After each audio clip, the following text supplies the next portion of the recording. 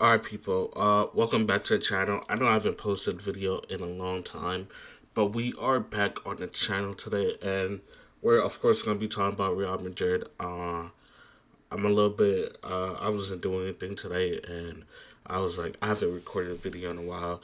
This one might be a little bit of a long one because we have a bunch of topics that we have to get through. I will try to get through them as fast as I can, but yeah, nonetheless, I hope you guys are all doing well. I hope you guys are enjoying your time with your family. Those are you that graduated college, congrats to you, blah. And yeah, but yeah, let's get straight into the video. I guess the first place we have to start is with the two confirmed outgoings, the major ones in my opinion. I'm not gonna talk about Jesus Vallejo. I'm sorry, I'm not. But yeah, Lucas Vasquez and Luka Modric.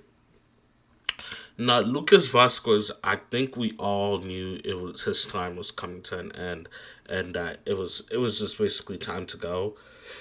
And it happened. I do believe it was always confirmed he was gonna play the Club World Cup and then just leave, and then we are gonna go on from there. But with Luca, the case was that he was gonna resign for another year, maybe, and this and that. But now he's gonna play with the Club World Cup, and then he's gonna go also the same as Lucas Vasquez. Honestly, two great players for us. Currently, their level of importance are different, but I'll start with Lucas first. Clearly, last year was a terrible year for him.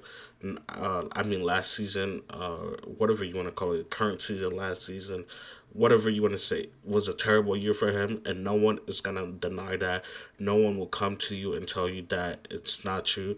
But that doesn't take away from everything that he's done. I believe I saw a post that said that he had the most assists during the 3P era, and that should tell you with the likes of the players that he was competing with. That team had Cristiano, Benzema, Bale, Modric, Cruz, Casemiro, Carvajal, Marcelo, Ramos, Varane, and he had the most assists, and he was mostly doing that coming off the bench and stuff like that. So that should tell you how good he is. I'm just gonna let you guys know I am looking at a game of tennis right now. Carlos Alvarez, a fellow Magista. I'm just watching him, hoping he can pull the comeback. But yeah, if you see me glance to the other side, it's just because I'm watching for that game. But yeah, back to this. Like I said, legend of the club, clutch penalties, great moments, and I think he played well in his role when it was limited at times. But this season, he was exposed. He had to play a bunch of games, and unfortunately, it bit us in the ass, and he didn't play well. But like I said, I'm not gonna disrespect him. I said a bunch of stuff that to say about him already. His replacement has already come in, and yeah. And then with Luca, it was so funny watching Luca's last game because the guy was straight up boss in the midfield. But I get both sides of the coin. I get that he's still good enough that you do need that experience in the squad and you do need that profile in the squad that can just calm the game down at times towards the end of the game. But then at the same time, you look at the club viewpoint. You want to get Arda Güler playing. You've seen Arda Güler playing in deeper positions. Now you want to say. Now you're thinking to yourself, can Arda be potentially a player that we can play next to Chilmany in the double pivot, so that way Valverde can go more forward. That way Jude doesn't have to worry about doing all this stuff. Like this is the things I try to think about. And if the first person you're bringing off the bench is Luca, then obviously Arda's not going to get the chance to play there.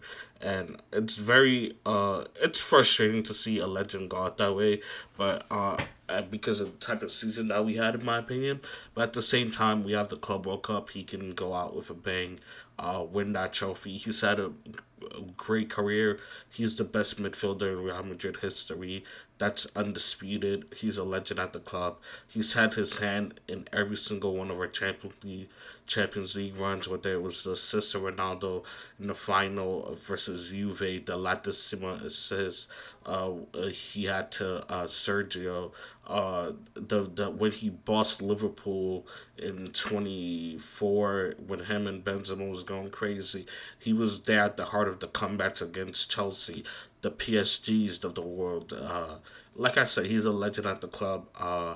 there's not much really to say about Luca outside that he's a legend, and anyone that you ever see disrespecting him is not a real Real Madrid fan, and obviously we would love for him to continue, but obviously the club believes that in the players that they have bought, and they're young and they need the time on the pitch to develop, and that's something that they wouldn't necessarily get with Luca on the team. And yeah, that's really the main point when it comes to Luca. Obviously, great player. A great player, like I said. So thank you to the both of them for their services, and without them, we wouldn't have won certain trophies. So, but yeah, I don't know where Lucas Vasquez is gonna go post Real Madrid, post Club World Cup, but rumors that Luca is getting ready to sign with AC Milan.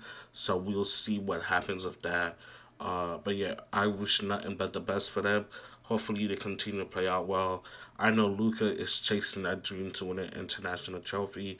I think his best chance is maybe a Nations League. The World Cup next year doesn't look like a.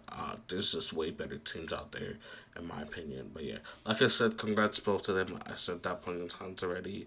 I'm not.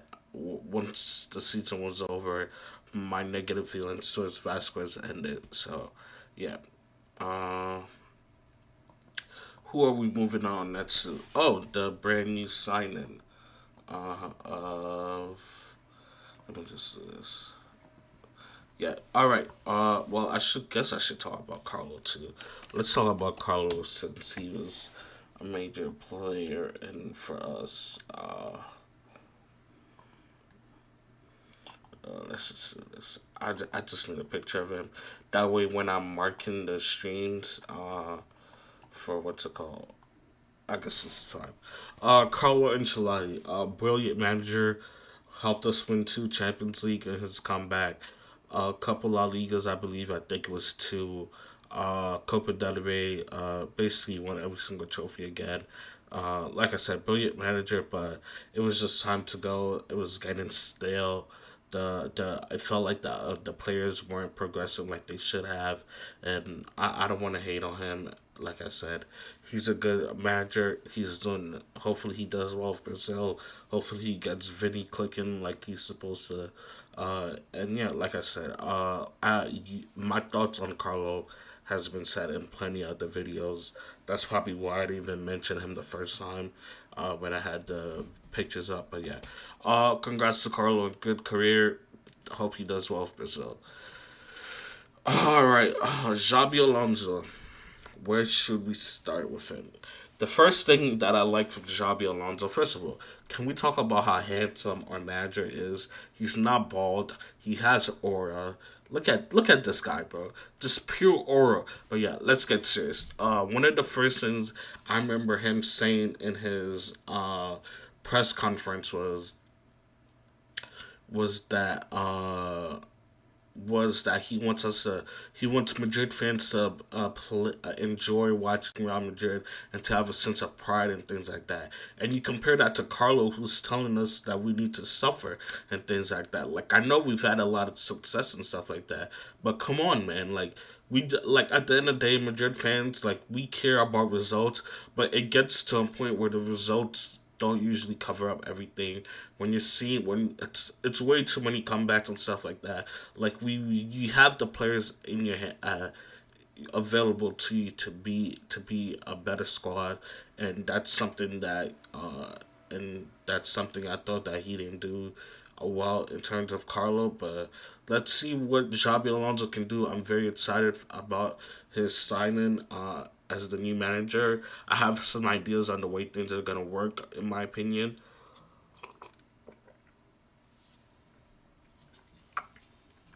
But yeah, in terms of how I think he's gonna line up, let me just pull up a lineup builder real quick. So I do think he's gonna start for 4-3-3. We simply do not have the players for a what's it called as what's it called for a three at the back system. but there is a way for him to still do his three at the back system, but still play in terms of like still have his stuff that he can do. Let me just fill this out real quick and then we'll talk. I'm just gonna go Perez because he's rumored to sign with us. Germany, Jude, Valverde, Vidi, Mbappe. Wrong player.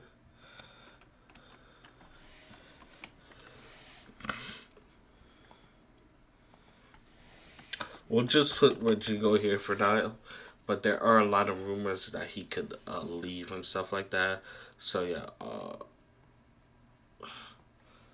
I can just do this. So what I think is gonna happen, we're gonna line up like this on paper, but we all know that Xabi wants to play with three center backs, get the full backs playing as wing backs and things like that. And then he wants to have a number 10 on the pitch and things like that to create and stuff like that. Now, how can he do that? Germany has experience playing as a center back with us last season. So what I think he can do, and it's like you see some DMs do it also. And so what I think is going to happen is you're going to see Germany drop into a back three with Dean Huijsen and Rudiger, and then Alexander Arnold, Carreras move up on the pitch and become what's it called? What and become wingbacks. Then you have a double pivot of maybe Valverde and Jude. Depending on what happens, I have another idea. The way I see this working, I see what's it called? I see Rodrigo leaving, honestly, but if he does stay, it's fine with me. I don't really care. But yeah, and then let me just change this formation real quick. 3-5-2. Yes, this works. All right. So basically, and then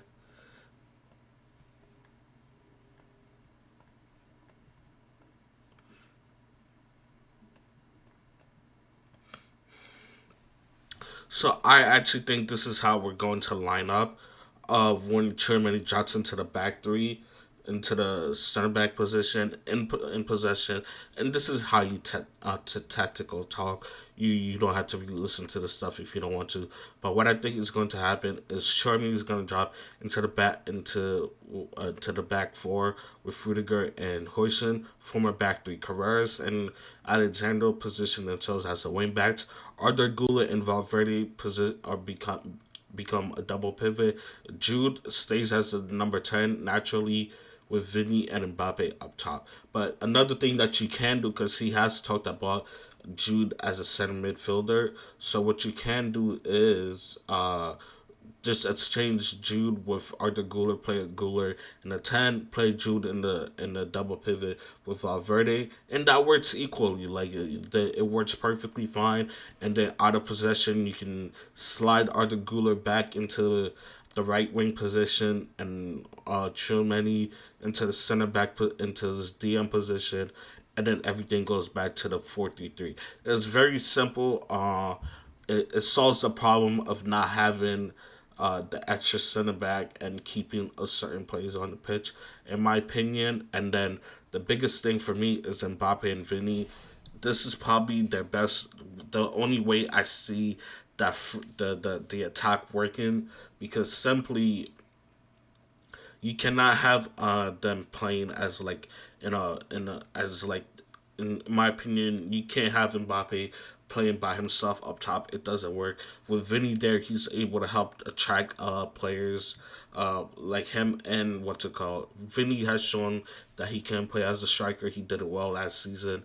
I mean the season before last season. So it all works out in my opinion. You get the 3-5-2, which is what what's it called Xabi Alonso wants to do. But you also get the 4-3-3 with the wingers when you need to defend and things like that. And that's why I think it's going to work. And then I guess we should talk about Carreras. Will it pull up his stats? No, it will just change him. And then we'll talk about the other signings that we've made, and then go back to the formation. Trent Alexander-Arnold, as you all know, is confirmed. Uh, Honestly, if you don't know who Trent is, and you have been, I don't know if you've been watching enough football in the past few years. One of the best passers of the ball. Defensively, he's not the best, but at the same time, he's not Lucas Vasquez. He can do a job there. I believe that. And then the way, like, I'll talk about that in a little bit. But yeah, I think he can do a good job with us. He's very good. And sometimes you see a lot of our fans complaining about creativity. Well, he solves it. He can step into the midfield a little bit. He can play as like a high up in the pitch and things like that. He's just a very good player. Galactical type of signing, a brilliant player, and his the best attributes for him is gonna be his passing. He can hit any pass, set pieces. He's great, of course. You, we all Madrid fans will know about the corner taking quickly moment, and yeah. But like I said, Trent will be a brilliant signing for us. He'll be the future. I believe him and Carvajal will rotate, and sometimes what you might see is Carvajal playing as a center back or maybe as the left back. We don't know. I think they're gonna rotate, keep each other fresh. It's a lot of football being played. You have the Club World Cup, the Champions League, La Liga, Copa del Rey, Super Cup. I'm probably missing some other stuff too.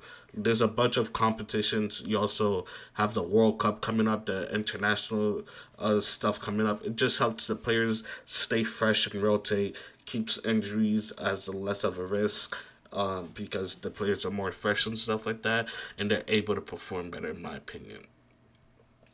That was Trent, and then on Dean Horson, the new Spanish center back that we have signed.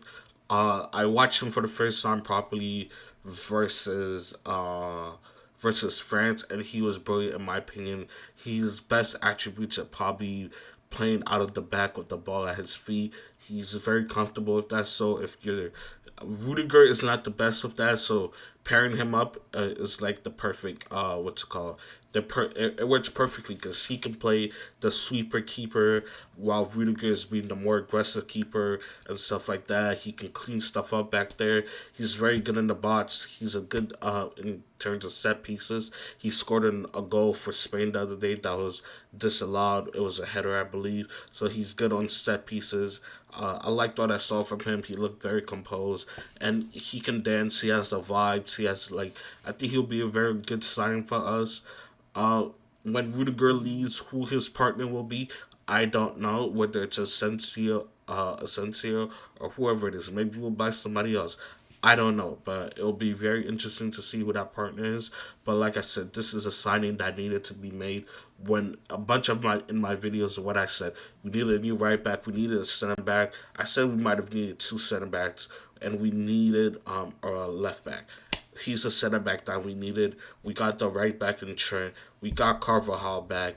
He should be back. And like I said, now your center backs, you have Rudiger, Asensio, Eder Militao, who should be coming back, Juan Martinez, Dean Huyson, and then you have Jacobo Ramon. So you have your options to pick from if players need to rotate and stuff like that. And so yeah, like I said, I'm very happy with the signing. I believe he was like 50 million. I'm not gonna talk about the money because let's be honest, Real Madrid are not hurting for money.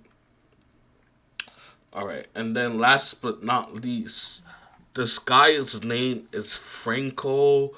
I don't even know how to say his last name, but he is 17 years old. He just made his debut for Argentina, and I'm not gonna lie to you, I haven't watched a lot of him. I've seen a little bit of tapes and stuff like that. If you want to go check it out, just probably search his name up on YouTube or anything like that. But he's primarily a right winger, and he can play an attacking midfield, so like as a number 10. And the way I see him is very similar to the way I see Arda Guler. And the only way I feel like the signing will work is going to be if Rodrigo leaves. If Rodrigo and even Brahim, if he leaves, I think the signing is going to be perfect because, like the way I was saying, uh, so let's say you want to rest Arda Guler for a game, right? You bring in Franco, right? Must Mastantuono, I think. And then you bring in Franco into the lineup.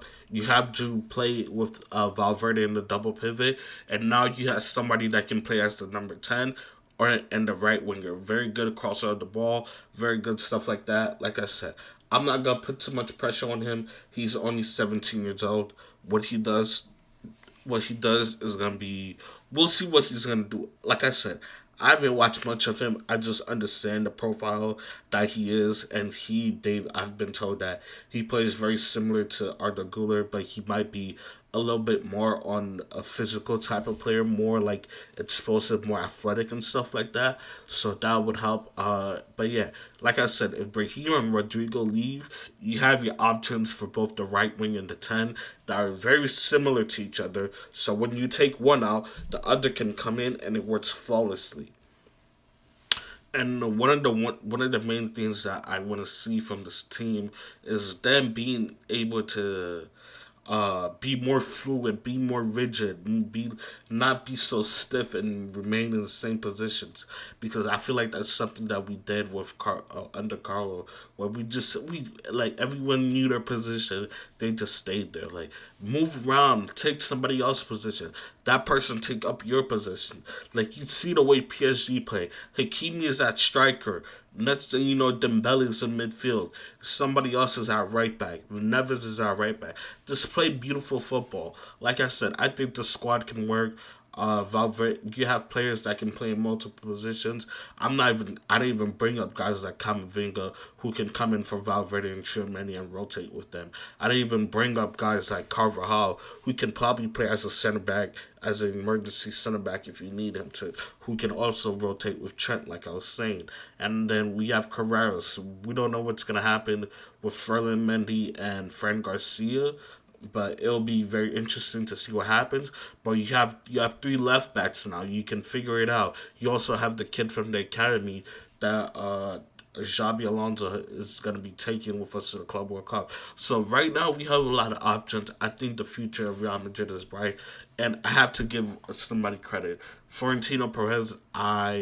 When this team, the way this season was going, I cursed at you a lot. I said things that not I shouldn't have said, but I said that uh, I basically called you out because I felt like you weren't doing what you were supposed to be doing as the president of Real Madrid, and I believe you already spent like a reporter 150 million, something like that. So credit to him. Like I said, he's responded well to the injuries, to the crisis that the team had. He's got a new manager. He's bringing five players in so far, and like I said, brilliant stuff so far. Hopefully things continue to improve for Real Madrid. We have the Club World Cup. I'm gonna try to keep up with more videos, whether it's on Real Madrid and or other teams in general. I'm probably gonna have a video on the match review for Portugal versus Spain, and I'm hoping Alvaro Ronaldo wins, of course. But of course, if Spain wins, I'll be very disappointed in terms of Ronaldo not winning a trophy. But you, as a Madridista, like you can also root for Dean Hodgson. Like there's no problem if you're like Madrid, Real Madrid playing Spain. They're a Spanish team, so if you're gonna be rooting for them, that's fine with me. I'm not gonna be beefing. Even if there's guys like I know Yamal plays for Spain and the Gavis of the world, they all play for Spain. Don't let the rivalry with Barcelona ruin your day. We have a brilliant player on Spain. Carvajal is a great player for them. He helped win them the Euros last summer, and I was very excited for them.